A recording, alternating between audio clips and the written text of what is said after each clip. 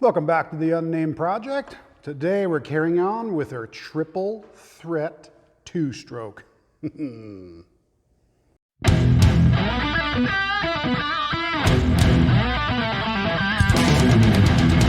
All right, guys. This is going to be part two of our custom triple, I don't even know how to call this thing, to be honest with you, but we'll find a name for it at some point. The last bit we did on this is we took a pile of cranks apart. This was originally a two-cylinder engine, so we took those cranks apart, kind of fan-jangled everything, managed to pin 3 connecting rods on the same one, phased at 120 degrees for a triple. Does that make any sense? Anyways, this was step 1 basically in the whole operation. Technically step 2. Step 1 was buying stuff. Ugh, gross. Now I needed this to know where to cut all my cases. So these are 2 bottom halves, and then this is the next step I want to do. I want to align all this together to fit this crankshaft, and then we'll make everything fit from there. So if this normally, you can kind of see a little bit there, oops, actually PTO side, if this normally is in a crankcase, all I did is I added another center section to it. So it should fit evenly, and then the cylinder should also fit at the same distance.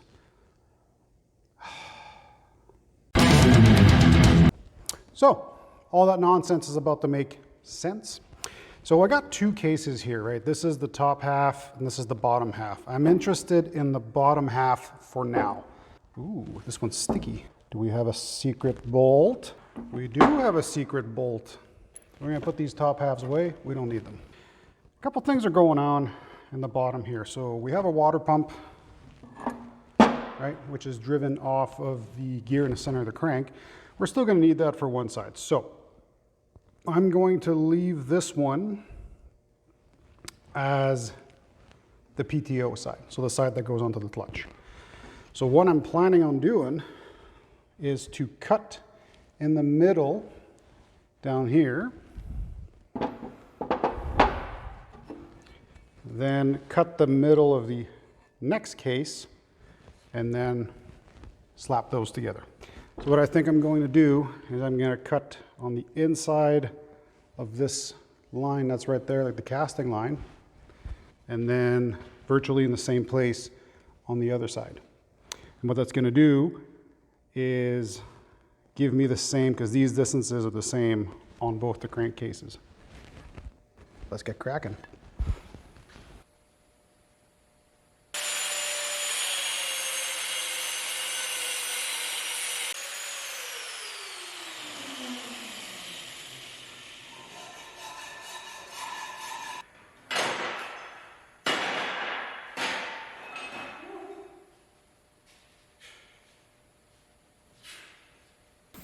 Just taking a little doggy break here. If you guys made it this far, go ahead and hit the subscribe button. You're going to see a whole lot more of this stuff.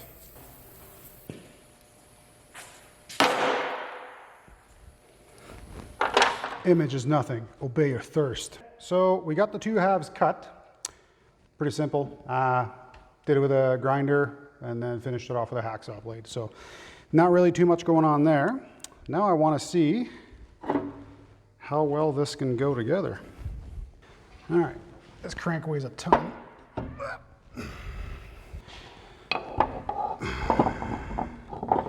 Get out of there, connecting rod.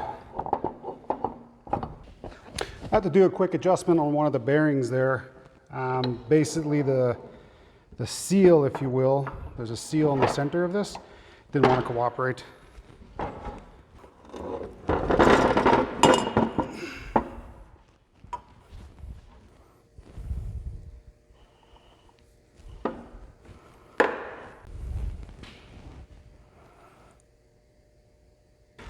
All right, so that went pretty good after I adjusted the seal for the center bearing there. So we have our 2 halves here for the bottom. We've already cut these.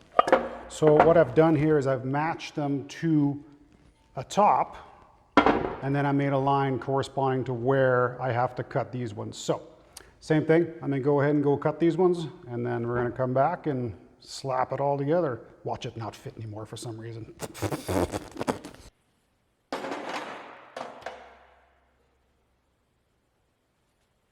Let's try to put it together.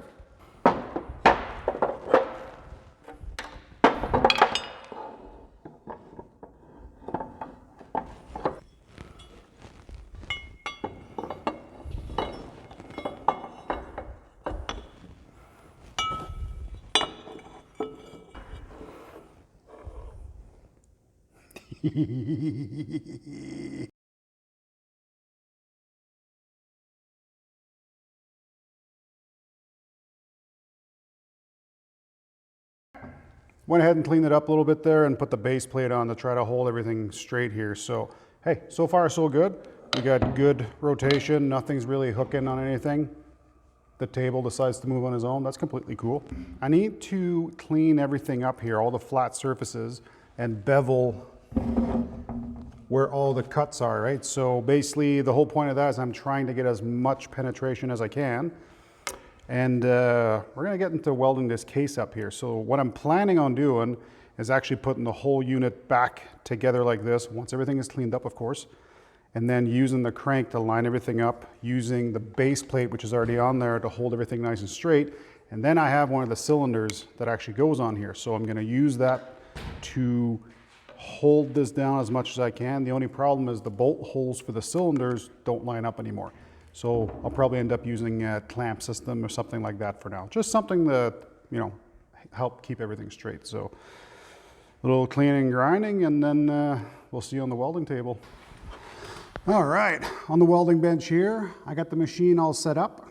I went ahead and reassembled everything after I did the, I don't know if you can be able to see it that well, but basically I cleaned up all that stuff. I beveled the edges I could. I'm a little worried in the sense that it's aluminum. It always works. It's kind of annoying a little bit. But I put a cylinder on top of it and the bolts that I could, just to try to help keep everything straight. So it's already pretty straight, straighter than the other cases I have, surprisingly enough. But yeah, no, we'll get that going. Remember too, anytime you do something like this, do yourself a test piece first, right? So this is the leftover parts from this case, and I did a couple little experiments on it to see what is better. Enough said.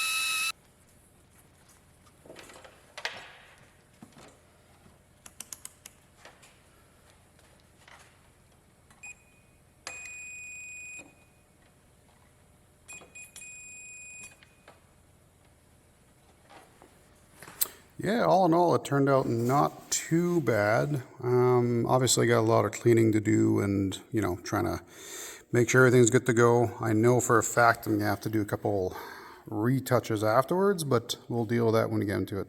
The case was pretty easy to weld. This bottom plate thing, though, I don't know what alloy is in here, but holy, really had a hard time. And then it's kind of complicated too because the bottom here seals all the coolant in the bottom half of this case, like underneath of it, right?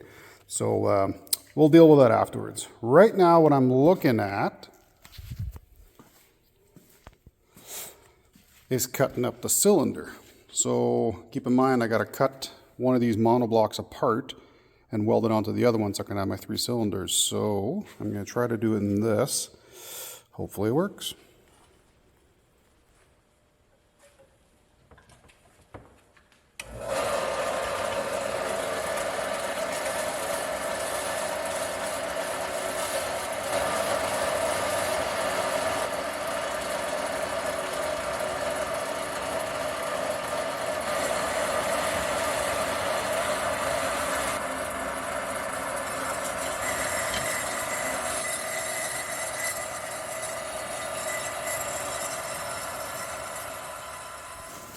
All right, I say all in all, that wasn't too bad. So this one's pretty good because the bolt holes now line up, and you have to consider that these bolt holes are actually sticking out a bit further than these ones. So when I go to put this one out here, this one doesn't line up, unfortunately, or vice versa, this one doesn't line up either. So this side here, I left it completely sealed off, because I'm not quite sure how the other one's going to turn out. So you have to keep in mind that also, I got to cut the side here to try to match it up because I don't have enough room between the two of them here. So they're probably going to end up sharing this bolt hole. So what I'm going to do for now is put it back into the saw and just cut from the halfway point of these bolt holes for starters. And then we'll see what's up. It's going to present some problems, obviously, because the transfer ports are right there. So I'm probably going to have to weld up a little something afterwards just to seal all this up. So hopefully it goes just as good as the other one.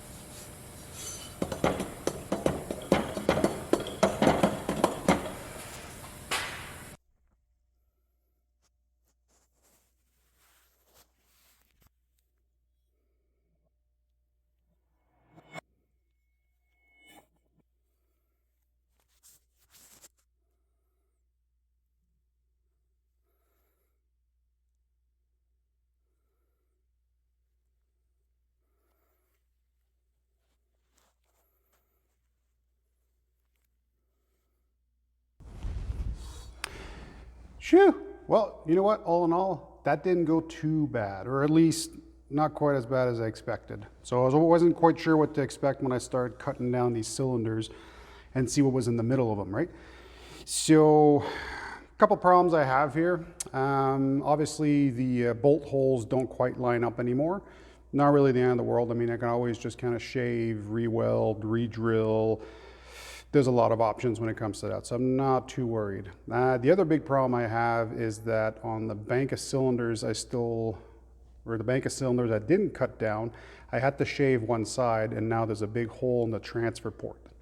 So what I'm planning to do, there we go. So what I'm planning to do is basically cut the center of this out without going any further than this, because right now the cylinders fit where they are. So cut the center of this out, use the thinnest aluminum that I have to plug up the hole, and then afterwards, this cylinder I managed to cut without touching any of the transfer ports. So everything is still intact in there. This cylinder basically is independent. So what I'm going to do is once this is all welded up, then I'm going to put the cylinder back on. And then I plan to weld as much as I can on the center here, on the sides there, underneath, wherever I can really to try to keep this straight. I have one cylinder head right now. I'm waiting for the second one to come in, the one I'm going to cut down. And I'm going to see if I can't just put it across these two surfaces. So the separate cylinder with the bank that's in one piece, use that kind of like a flat surface or some sort of a fixture, or whatever you want to call it.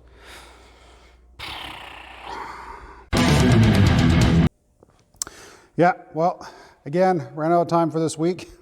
I think I got a lot done though. I'm pretty happy with that. So it's coming along pretty good.